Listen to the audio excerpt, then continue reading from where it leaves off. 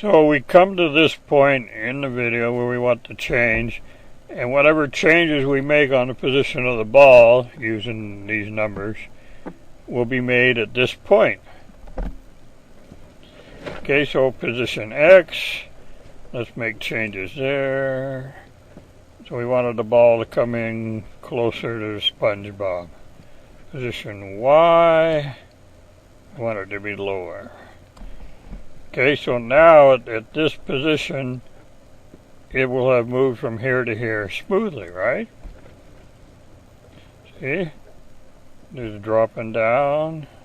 Okay, so during the movement of the timeline, the position changes to these keyframes. So now let's make the ball go up over here. So that would be a little further in the timeline. And so we drag the ball, further down there, and we drag the ball up there. Okay, so now it's going from down here up to like there. And then further in the timeline, say about here, we want the ball to come kind of high and out in front, somewhere around here. So we make it out in front. We make it higher. So now we got the ball going down and up and out front. And maybe somewhere further in the timeline we'll drop it down a little bit down here and a little bit forward. So at this point we want it a little further down, well, a little further forward. Forward, forward. I'm having trouble getting it forward. Okay, that's forward. And down. Okay, like I said, if you want the position exact, you sometimes may have to figure out what the number is compared to how close you can get by dragging, but it drags really fast and the numbers go by really fast. I wonder if we click on here and we use the arrow number. No, that doesn't help. Okay, so here it is here, and I guess maybe we can drag this whole guy over. Can you drag these guys over? Yeah. Okay, so let's drag this one over too.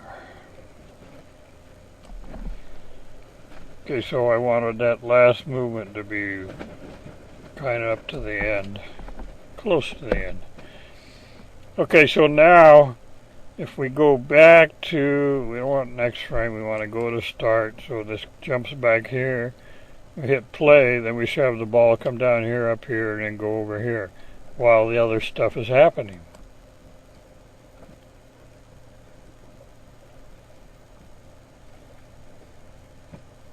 Yeah, that's good. Okay, so sometimes it's hard to see exactly what's happening in this little play thing. Particularly we made it a little smaller so I can get it inside my view frame here. But if you really want to see what's happening with the video, you got to render the video. So that's what we'll do next. So you come up here, see this green arrow? That's render the video. Okay, so now it's rendering the video. It's making the whole video.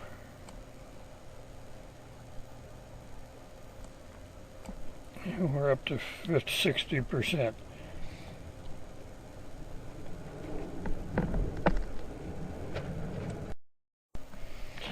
Okay, it rendered our video when we clicked on the green button, render. But where did it go? I was having trouble finding it. Well, you can set the parameters in settings here. So, it combines video and audio, and it tells what frames you can output it, and the video name. Here's the important part where it goes. Right now it's going as video AVI. Well, where's video AVI? Well, you look over here. So here's where I had the video. The problem is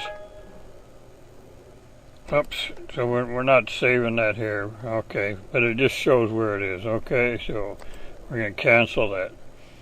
That's where it went.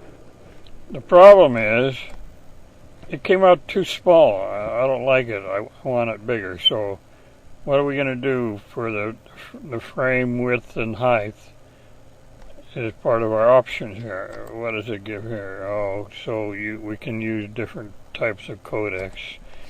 Okay, I'm just going to change the size. So I'm going to double the size. So we're looking at 640 for the frame width, and we're looking at 480 for the height. And we come down here and we click on OK.